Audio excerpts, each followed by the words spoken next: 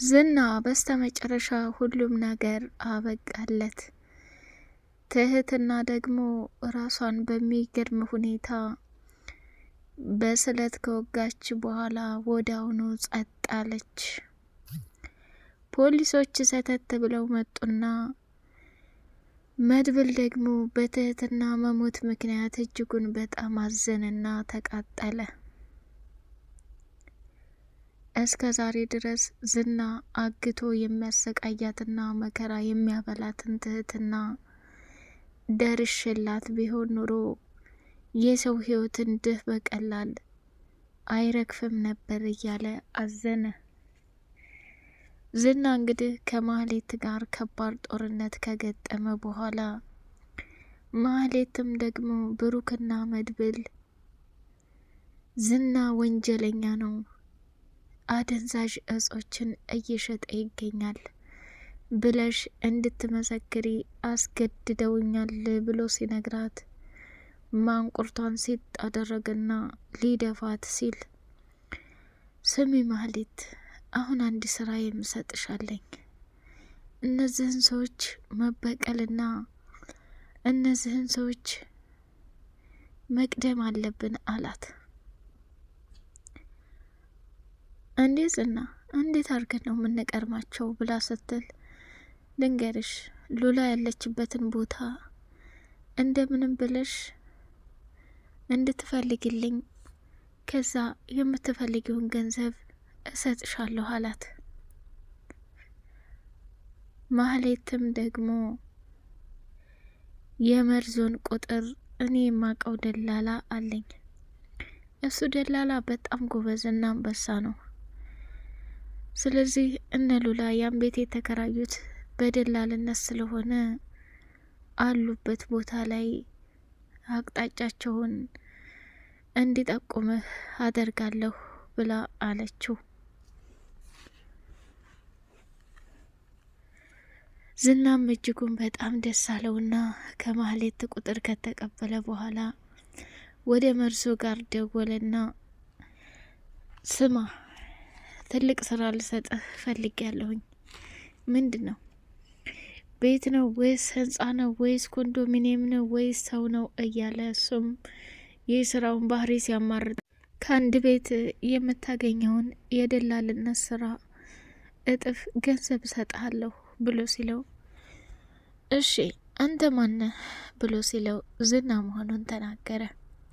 ደላላውም ደግሞ የገንዘብ ነገር ስለሆነ ከአንድ ቤት የሚያገኘውን የደላልነት ስራ ልጅቷንና እንዲሁም ደግሞ የተከራየችበትን ቤት ታገኘ ገንዘብ ሊሰጠው ተስማሙ። ዝና መሆኑን ለዳጣ ሲነግራት፣ ዳጣ ደግሞ በቃ መርዙ፣ አንተ ዝና እጅ ከገባህ በህይወት አትተርፍም፣ ወንድሜ ልለምን፣ ይህ ስራ ይቅርብህ እያለች መለመን ጀመረች። እሱም ደግሞ ተይ ዳጣ፣ እኔ የምፈልገው ገንዘብ ብቻና ብቻ ነው። አንቺ ውሸትሽን ዝና ክፉ ነው መጥፎ ነው አልሽ እንጂ በጭራሽ የስንት ሚሊየን 30 ሚሊየን ብር የሚሸጠውን ቤት የደላልነት ገንዘብ ምንም ሳለክም ሊሰጠኝ ነው። ስለዚህ ልጅቷንና እንዲሁም ደግሞ አድራሻዋን ፈልጌ ለመስጠት ወስኛለሁ ብሎ ተናገረ።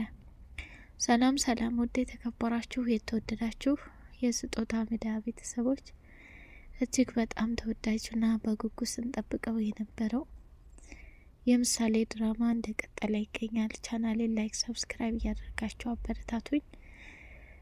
ብሩኬና ቅድስት የሰርጋቸውን ጊዜ እየተመካከሩ ሳለ መድብል ከምሳሌ ጋር ቁጭ ብሎ ወሬያቸውን እያወሩ፣ ብሩኬ ደግሞ ሽማግሌ ልላክ እንዴ ብሎ ሲላሳ ያስበው ደነገጠችና፣ እንዴ የምን ሽማግሌ ማለቴ እኔና አንቺ ተኳርፈን የለ እንዴ?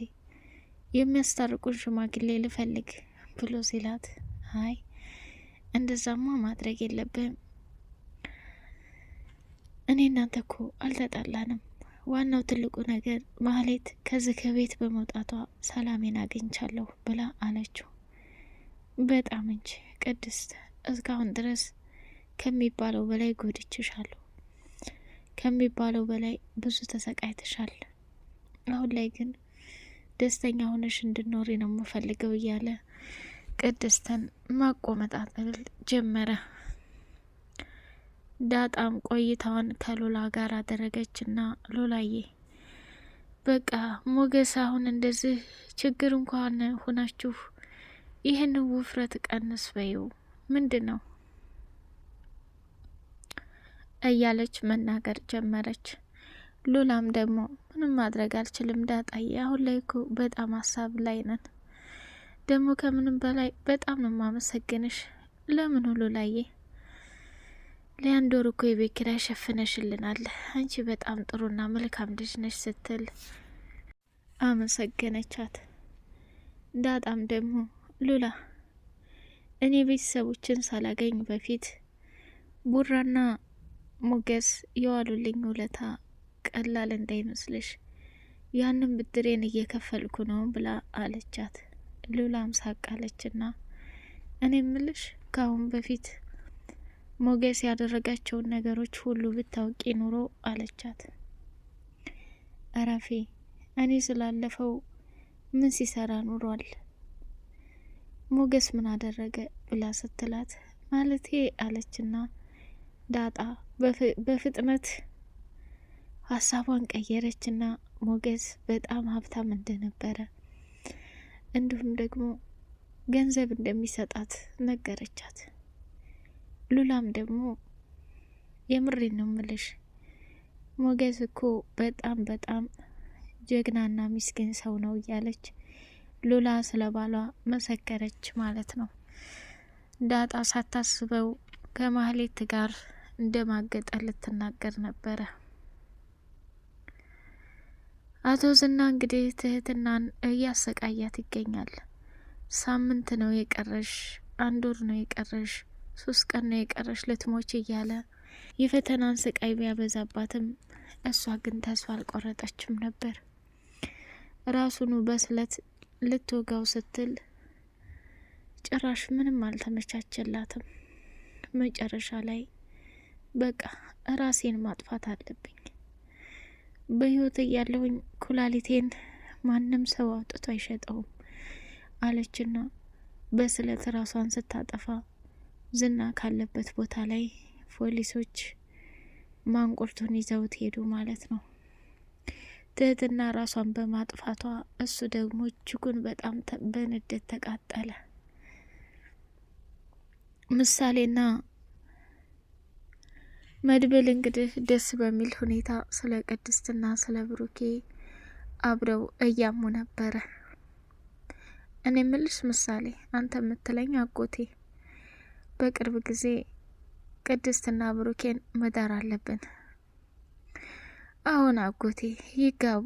ብታይ እኮ አባዬ ዛሬ ክችን ገብቶ ወጥ ቀመሰ ከቅድስት ጋር ስትለው፣ አረባክሽ እንዴት ይህንን አየሽ? ምን አይነት ጉር ነው እያለ ተገረመ። ማህሌት እኮ ከወጣች በኋላ ሰላም አግኝተናል።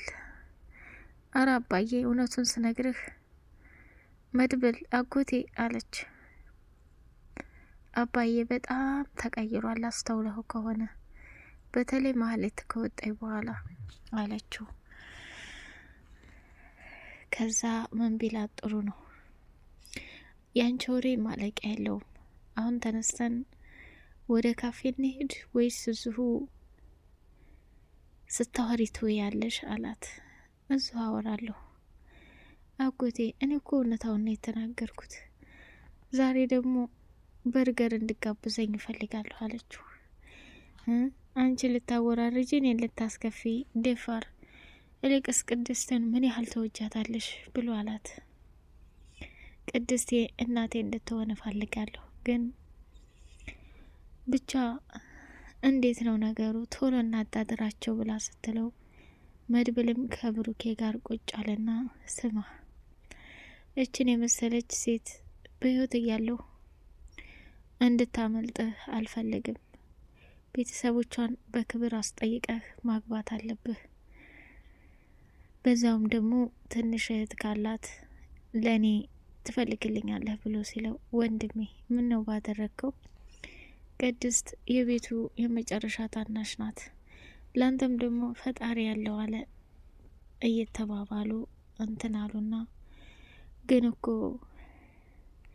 ካሌብ ሞሴሳንና ዝናን በእስር ቤት ሳናስገባ እንደ አይነት ህይወት መጀመር ለእኔ ከባድ ነው ብሎ ሲል እሱን አታስብ፣ አሁን አንተ ትኩረትህ ቅድስት ላይ ብቻና ብቻ ነው ብሎ አለው ማለት ነው።